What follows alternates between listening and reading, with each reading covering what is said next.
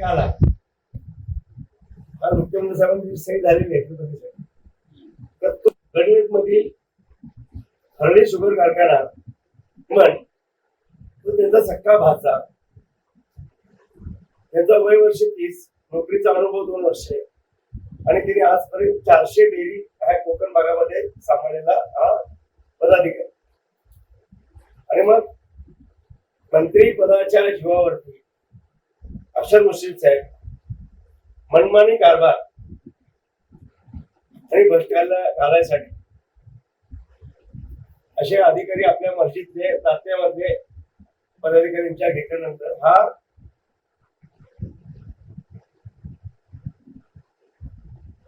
हा गोरगरीब जनतेने ज्या ज्या परिस्थितीत दुर्गिरी आज आदरणीय आमचे नेते माजी मंत्री बंडूराव पाटील साहेब सारख्या नेत्यांनी हा डोंगरदऱ्यातील भाग अतिशय दुर्गम डोंगरदरी भागातून प्रत्येक गावातून दूध डेअरी स्थापन करून एक शेतकऱ्याला जगण्यासाठी एक व्यासपीठ दिलं, एक शेतकऱ्याला मानाने कसं जगावं हे शिकवलं. आणि होत असतेवेळी असे दिग्गज नेते त्या मंत्रिपदाच्या जीवावरती आणि पूर्ण राक्षसी रूप धारण करून सगळंच गिळायच्या चक्करमध्ये जनता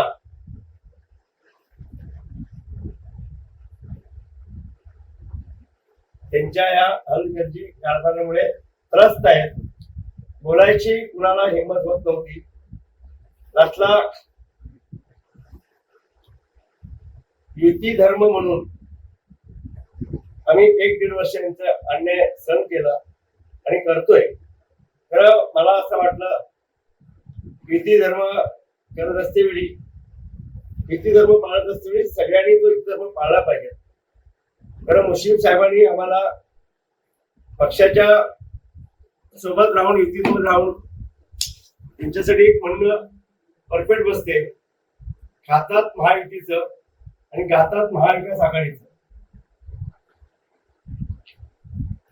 खातात महायुतीचं, गातात महाविकास आघाडीचं. आता असं चालणार नाही, हे लक्षात असावं. मी जरी छोटा पक्षाचा कार्यकर्ता असलो तरी प्रामाणिकपणा माझ्या मनात शंका घेणं कोणाची गरज नाहीये. काल चंदगडमध्ये मुश्रीफ साहेब बोलून गेले की हे डायरेक्ट आमदार झाले. तर मुश्रीफ साहेब मी पक्षाचा सक्रिय चांगला कार्यकर्ता म्हणून काम करतोय. चांगला की वाईट जनता ठरवेल. तर मी चांगला प्रामाणिकपणे देवाभाऊंच्या आशीर्वादाने भारतीय जनता पक्षामध्ये सक्रिय 16 वर्ष काम करतोय. आणि मला माझ्या मतदारसंघात भागातून जर नवीन असलो तर पक्षाच्या रुटीन सगळ्या कार्यात मी माझा सहभाग असतो. महाराष्ट्र माताडीचा अध्यक्ष आहे, मुंबई बेस्टचा अध्यक्ष आहे, कामगार क्षेत्रात काम केलं आणि 2019चा पराभव 1600 मतदान झाल्यानंतर 5 वर्ष सातत्यानं ठाण म्हणून काम केलं. करावा आपण मंत्री महोदय आहात, मोठे आहात, याचं मी मान्य करतो. कारण एक छोट्याशा कार्यकर्त्याला असं आपण करू नका, मी विनंती करतो. आणि आपण राष्ट्रवादी काँग्रेस बरोबर, शिवसेना बरोबर आपली भाजप ही महाविकास आघाडी, आपली महायुती आपली आहे. तर या युतीमध्ये आपण राहून आमचं भारतीय जनता पक्षाचं भाजपाचं धोरण होतं काँग्रेस मुक्त भाजप, हे वाक्य होतं. आणि नरेंद्र मोदी साहेब आमचे नेते आदरणीय या देशाचे दिग्गज नेत्यांची घोषणा होती सबका साथ सबका विकास. आणि आमचे सहकार क्षेत्रातले दिग्गज अमित भाईजी शाह साहेबांचं सहकार क्षेत्रामधलं योगदान आपल्याला सर्वांना माहिती असेल. एकदम कडक शिस्तीचे आमचे नेते मंडळींनी जो कामाला सुरुवात केली, काका महाराष्ट्रामधलं भ्रष्टाचारी सर्व काही कारखाने असतील, काही संस्था असतील, त्यांना काय त्यांची जागा दाखवून दिली. आणि आपल्याला याची चांगल्या प्रकारे जाण असली पाहिजे असेल बहुतेक. आणि शेतकऱ्यांच्या मुलाला एक न्याय देण्याच्या भूमिकेमध्ये मोदी सरकार प्रामाणिकपणे काम करते. आणि आमचे आदरणीय राज्याचे सक्षम असे मुख्यमंत्री देवेंद्र फडणवीस साहेबांच्या त्या सरकारने महाराष्ट्रातील जनतेला जे योगदान देतात आणि जे काम करायची पद्धत आहे, ह्या 5-5 वर्षामध्ये आमच्या चंदगड विधानसभेमध्ये मुश्रीफ साहेब 5 वेळा मंत्री झाले, साधा एक दवाखाना दिलेला नाही. आणि जे 5 वेळा मंत्रीपद बघून कुठल्या नेत्यांनी, कोल्हापूरच्या पण नेत्यांनी, कुठलं चंदगड विधानसभेमध्ये कुठले कॉलेज नाहीत, कुठले इंडस्ट्री नाहीत, कुठला दवाखाना नाही, एक एमबीबीएस डॉक्टर नाहीत. आज सुद्धा आम्हाला एक डॉक्टरसाठी बेळगाव किंवा कोल्हापूरला जायला होते. मुश्रीफ साहेबांनी आमच्या जिल्ह्यामधील कोल्हापूर जिल्हा स्वराज संस्था इलेक्शन मंत्री आजरा चंदगड मध्ये महाविकास आघाडी म्हणजे शरद पवार गट, उबाटा गट, शिवसेना यांची युती केली. रिजेक्ट जाहीर आहे. इथे भाजपला कुठे विश्वास घेतले नाहीये. आणि जे आपलं वाक्य बोध वाक्य आहे, भाजप आपलं काँग्रेस मुक्त भाजप, मुश्रीफ साहेबांनी तर घोषणा नाही केली, त्यांचं काम उलट काय चाललंय, भाजप मुक्त राष्ट्रवादी काँग्रेस. याच्यासाठी पक्षाचे नेते गांभीर्य घेतील, तर मी पुराव्याशिवाय बोलत नाही. आणि आज चंदगड आझाद मध्ये उबाटा बरोबर त्यांनी युती केली, शिवसेना युती केली आणि आमचे सगळे उमेदवार पाहण्यासाठी प्रयत्न केले आणि सक्सेस झाले. आणि त्याचबरोबर राधानगरीमध्ये, बुदरगडमध्ये राष्ट्रवादी काँग्रेस, त्याचे शिवसेना उबाटागड यांची युती केली. शाहूवाडी पन्हाळमध्ये उबाटागड शिवसेनेची युती केली. करवीरमध्ये शेतकरी कामगार पक्षाचे माजी आमदार संपत बापू पाटील यांच्या मुलाला क्रांती संपत पाटील यांना राष्ट्रवादीच्या चिन्हावर उभे करून निवडून आणले. आज ते शेका पार्टीचे काम करत आहेत. त्याचबरोबर तसेच आझाद चंदगड गणवेश काँग्रेस राष्ट्रवादीला मदत केली, तिथे काँग्रेसने राष्ट्रवादीच्या विरोधात उमेदवार नाही केले. राधानगरी बुदरगडमध्ये राष्ट्रवादीचे उमेदवार काँग्रेसकडे पाठवून काँग्रेसचे चिन्हावर उभे करून निवडून आणले आणि राष्ट्रवादी काँग्रेसची स्थानिक विकास आघाडी मजबूत केली. आणि इथं कुठेही त्यांनी युती धर्म पाळलेला नाहीये. म्हणून पक्ष काय तो निर्णय घेतील आणि असा नेता युती धर्म न पाळता आपल्या विरोधात काम करतो आणि आमचा पक्ष संपन्न निघाला आणि कुठेतरी हिची जाण आम्हाला झाली. आणि ह्या गोकुळचा भ्रष्टाचारामधला सर्व पैसा, मी केडीशोर आता बोलणार नाही, माझे प्रूफ आहेत आणि प्रूफ जमा करतोय. आणि हा गोकुळ मधला भ्रष्टाचारातून आलेला पैसा सगळं आमच्या भाजपच्या विरोधात सर्व वापरून आमचे सगळे उमेदवार पाण्यासाठी प्रयत्न झालेत. आणि याच्यासाठी आम्ही हा आता कुठेतरी असं वाटलं एक वेळ असते, तर आता श्रद्धा सबुरी साईबाबांचं, आता श्रद्धा आणि सबुरी आमची संपलेली आहे म्हणून आम्ही ताकदीने झालो. आणि हा लढा म्हणजे आमच्या शेतकरी बांधवांनी खूप कष्टाने हा दूध डेरे उभे केले. आणि हा दूध डेरे आता जर त्यांनी या 2021च्या नंतर जर दूध डेरे थांबल्या नसतील तर मुख्यमंत्री साहेबांनी चांगली सकारात्मक मीटिंग झाली. त्या अधिकाऱ्यांच्या बदल्यासाठी सह्या झालेल्या आहेत, प्रशासन लावण्यासाठी सह्या झालेल्या आहेत. आणि जोपर्यंत होत नाही तोपर्यंत आपला या लढा चालू राहील. प्रशासन लावल्यानंतर ह्याची या घोटाळ्या संदर्भात बरेच पत्र आहेत. हे पत्र मी पुढच्या प्रेस कॉन्फरन्सला मुंबईत किंवा कोल्हापूरला प्रेस करून चांगल्या पद्धतीने तुम्हाला सगळे प्रूफ देतो. गोकुळला कोल्हापूरला किती लिटर दूध संकलित होते, तिथून ते दूध नवी मुंबईला किती लिटर जाते आणि तिथून किती लाख लिटर, मॅक्सिमम किती लाख लिटर जाते, तिची आवक जावक सगळं प्रूफ सगळं आपल्याला देतो आणि व्यवस्थित होईल.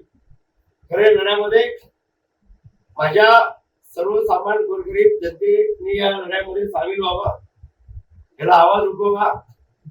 आणि ज्या शेतकऱ्यांनी भले याच्यामध्ये पक्षीय राजकारण नको, ज्या शेतकऱ्यांनी घामाने कष्टाने हा दूध उत्पादनाने आपल्या निर्माण केले सभासदांनी, त्या न्यायालयाच्या भूमिकेमध्ये कधी वेळ येता कदाचित जर वेळ येऊ नये आणि जर आली तर जल आंदोलन करून मी उपोषण बसतो असं मी जाहीर केलेलं आहे.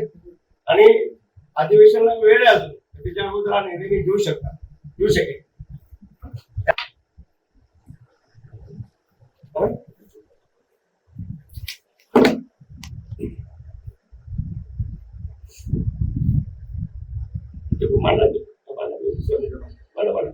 बोलू शकता काय म्हणा पक्षाचे नेते तुम्ही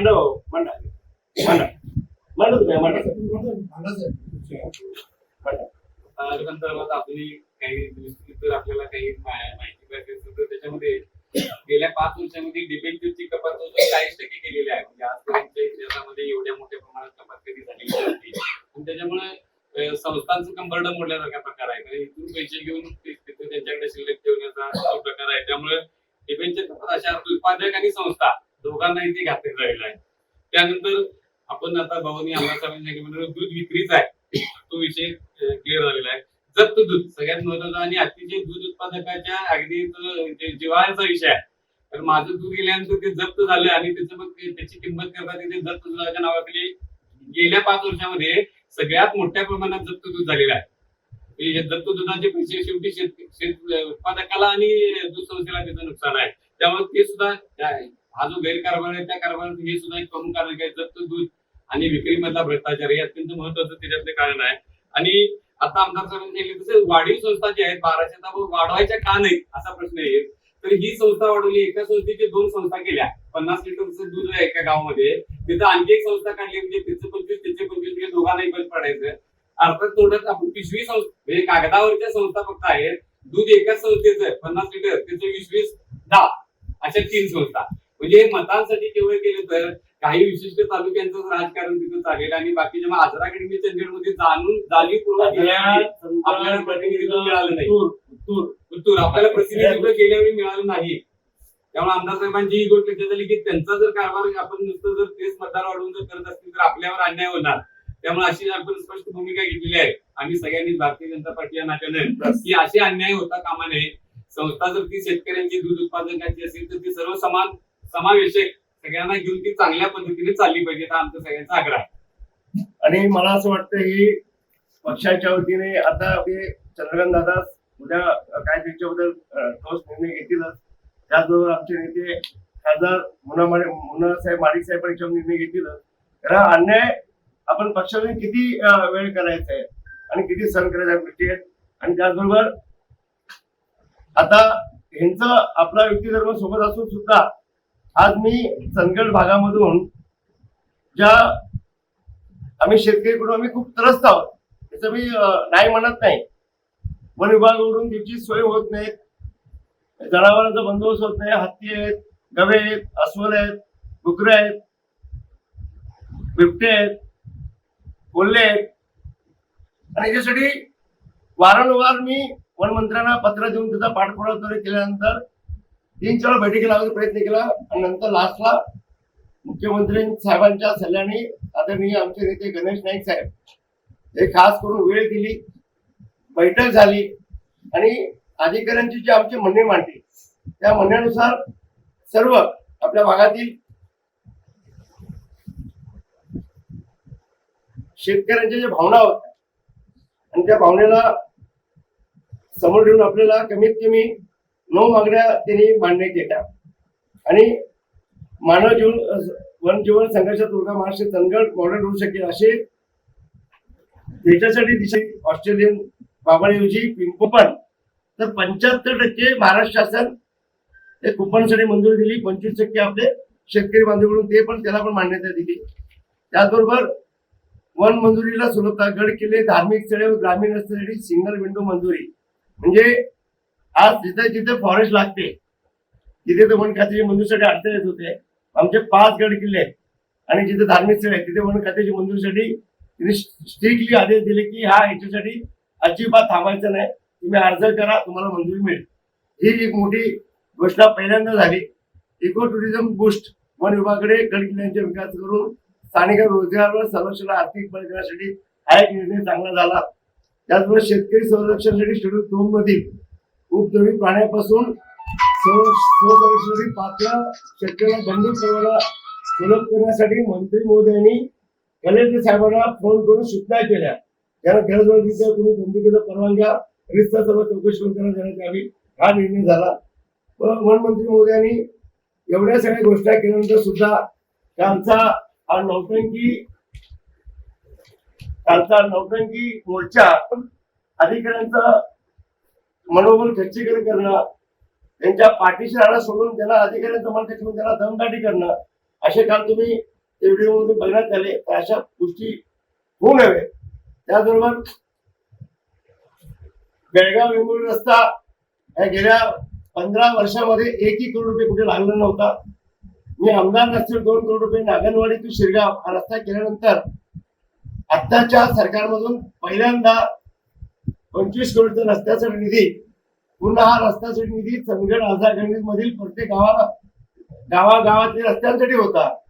तर तो एक रस्ता बेळगाव वेंगुर्ला रस्ता 15 वर्षापासून खड्ड्यातून रस्ता की रस्त्यातून खड्डे कळत नव्हते. तर सगळ्या माझे आमदारांनी कुणी लक्ष दिलं, त्याच्याबद्दलच्या आमदारांनी कुणी लक्ष दिले नाही. म्हणून 152 जणांचे बळी गेले. म्हणून हा रिपेअरिंग साठी म्हणून हा रस्ता आपण 25 कोटी निधी दिला आणि तो रस्ता जास्तीत 8 दिवस त्याचं टेंडर पास होऊन येईल. त्याच्यात पण ते मोर्चा काढायचे, निवेदन देणं, आंदोलन करणं, मग झालेल्या कामासाठी दिखावा का करणं, ह्या गोष्टी वाईट वाटतात. आम्ही प्रामाणिकपणे काम करतो. सरकार प्रामाणिकपणे, राज्याचे मुख्यमंत्री सक्षम आपल्या पाठीशी आहेत. मग तरी सुद्धा ह्या ज्या गोष्टी घडतात त्या ते चुकीचे होतात. त्याचबरोबर हेरेसरजम प्रश्न हा एवढे वर्ष झालाच नाही आणि ते आता बरेच 4000 लोकांची वाटप झालं. आता राहिलेला विषय या 2-3 दिवसामध्ये जे आदेश होते ते लास्टला डेव्हलप फिरून कायमस्वरूपी 52 गावाचा प्रश्न कायमस्वरूपी निघाला. बसून नोटिंग करणं झालं प्रश्न. आणि दुसरी गोष्ट, हा नैसर्गिक घडलेला रस्ता, हा रस्ता कोणी मंजूर करून आणला, कुणाच्या काळात झाला, त्याच्या अगोदर रस्ता कोणाच्या काळात झाला याची चौकशी करा. जे असते रस्त्यावाले जे आडवे येतात, लोकांचे बळी गेले, त्यांच्यावरती गुन्हे दाखल करा. त्याच्यावर तिथं तथाकथित तो पत्रकार बळीकडे सांगतो इकडे पुरुषी 300 करोडची निधी लागला आणि आता परत या निधी कुठल्या या नेत्यांनी निधी चक्करमध्ये हा परत आणि भ्रष्टाचाराचं काम चालू झालं. तर अशा गोष्टी, कुणाचा भ्रष्टाचार काय ते उघड करा, त्यासाठी आंदोलन करा आणि ज्या रस्त्यामध्ये हे पाप कुणाचं आहे त्याच्यामध्ये कारवाई करा. आणि मुश्रीफ साहेबांनी माझ्या मतदारसंघात काय लागते आणि बघायला, तुम्ही 25 वर्षात 4 वेळा मंत्री असून तुम्ही कुठे आमच्याकडे लक्ष दिलं नाही. या चंदगडच्या जनतेला माहिती आहे. आज आमचं साध्या सुद्धा डॉक्टरसाठी सुद्धा गडहिंग्लज, बेळगाव किंवा कोल्हापूर यायला लागते. याची आम्हाला लाज वाटते. तुम्ही 4दा 5दा मंत्री आले, इतर जिल्ह्याचे मंत्री आले, कुणी साधा हॉस्पिटल नाही. नोकरीसाठी तरी आम्ही सगळं मुंबई, ठाणा आणि इतर भागामध्ये पोटपाण्यासाठी दिवस काढतो. सुधारणाऱ्यांना तुमचं कागद इंडस्ट्रीज करून तुम्ही 5 स्टार केली, तुमची सगळ्या संस्था तुम्ही 5 स्टार केला आणि आमच्या जनतेचा पूर्णपणे वापर केला. आणि गोकुळमध्ये सांगा, आज चंदगडचा, आजराचा, गणेशचा किंवा उत्तूरचा कुठला भाग सहभाग आहे की नाही, आणि असेल तर तुम्ही ह्या आमच्या संचालक बॉडीला किंवा संचालक तुम्हाला गोकुळमध्ये कुठलं स्थान दिलं याचा तुम्ही गांभीर्याने विचार केला पाहिजे.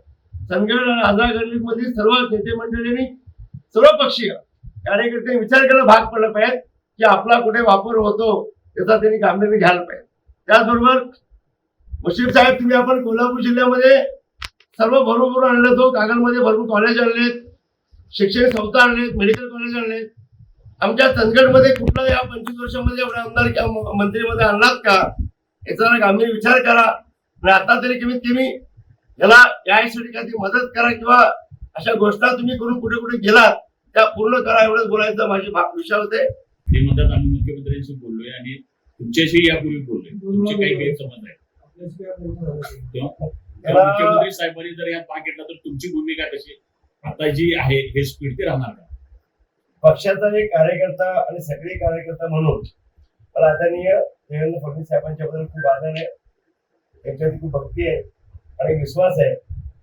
या संघर्षामध्ये प्रामाणिकपणे काम करणाऱ्या कार्यकर्त्यांच्या ते कधी पाठीशी राहतील, पक्ष पाठीशी राहील आणि कधी आम्हाला चांगल्या कामासाठी थांबवणार नाही याची मला खात्री आहे. आणि हा भ्रष्टाचार हा अजून काही बोललोच नाही, हा फक्त हे स्टार्ट आहे. ट्रेलर हा खूप मोठा आहे, अजून पिक्चर बाकी आहे. हा ट्रेलर अजून खूप म्हणजे पिक्चर बाकी आहे. सगळे येथील विषय मांडू आपण टप्प्याटप्पी. आणि माझे ज्येष्ठ आमचे मंत्री महोदय, मुख्यमंत्री साहेब आम्हाला जो आदेश देतील त्या आदेशाचं आपण पालन करू आणि योग्य ती निर्णय घेऊ.